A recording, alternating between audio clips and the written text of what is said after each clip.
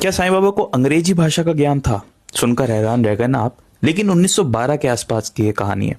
और ये जो विशेष हिस्ट्री है 1941 में भी साईं लीला मैगजीन में पब्लिश हुई थी। आज से करीब 100 साल से भी ज़्यादा हो गए इस कहानी को, इस हिस्ट्री को। तो 1912 में क्या हुआ, एक बार एक भक्त जो बाबा को बिल्कुल भी नहीं मानते थे, वो शिरडी आए दर्शन करने के लिए। बाबा की द्वारिका माई में जाने के बाद वो असल में अपने साथ एक बुक लेकर आए थे जो थियोसफिकल के ऊपर बेस्ड थी और इंग्लिश लैंग्वेज में वो एक बुक थी। और बाबा को वो बिल्कुल भी नहीं मानते थे। असल में वो जिस परिवार के साथ आए थे वो परिवार बाबा का भक्त था और बाबा को मानता था। लेकिन उस व्यक्ति को बिल्कुल भी ये सब अंधविश्वास लगता था और वो समझता था कि ये जो फकीर है इसकी दुनिया पूजा क्यों कर रही है, इसको इतना मान क्यों रही है और इसको इतना इंपॉर्टेंस क्यों दे रही है। ये सोच के वो द्वारका माई में आराम से बैठ गया और अपनी अंग्रेजी किताब थियोसफिकल के ऊपर जो बेस्ड थी, थियोसफिकल बुक, वो पढ़ने लगा। उसी बीच सामने बाबा बहुत ध्यान से बैठे थे और उस भक्त को देखकर अचानक से बाबा उनसे पूछते हैं कि तुम पढ़ क्या रहे हो। वो व्यक्ति जो होता है वो अपने एरोगेंसी में, मतलब काफ़ी ज़्यादा एरोगेंट होता है। वो सोचता है मन में कि इन फकीर को क्या ही समझ में आएगा, ये अंग्रेजी भाषा की एक किताब है। वो कुछ नहीं बोलता और बाबा की इस बात का उत्तर नहीं देता। बाबा फिर मुस्कुराते हैं और उस व्यक्ति से बोलते हैं कि इस पेज नंबर को खोलो। एक पन्ना का नंबर बाबा बताते हैं उस किताब में से।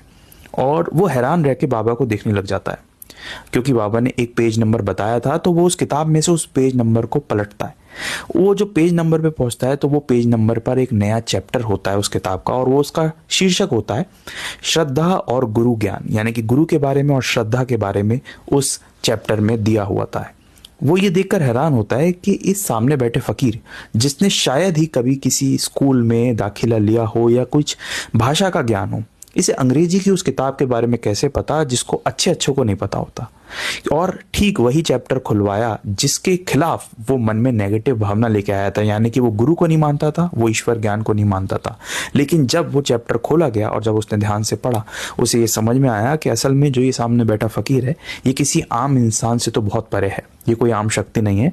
और ये अंग्रेजी भाषा क्या है, ये किसी भी भाषा के बारे में जानकारी रखता है। और जो स्वयं ब्रह्मांड नायक है उनको किस तरीके से किसी लैंग्वेज रोक सकती है, ये नहीं हो सकता।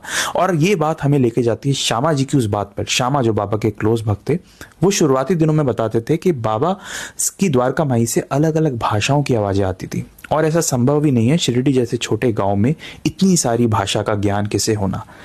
हो सकता था सिर्फ एक को, वो थे साईं बाबा। किसी भी भाषा, कोई भी भाषा चाहे दुनिया की हो, वो उन्हें रोक नहीं सकती थी। और जिसकी वजह यही है कि आज भी शिरडी में स्पेन, फ्रांस, न जाने कहां कहां से भक्त बाबा के दर्शन करने आते हैं। ओम साई राम।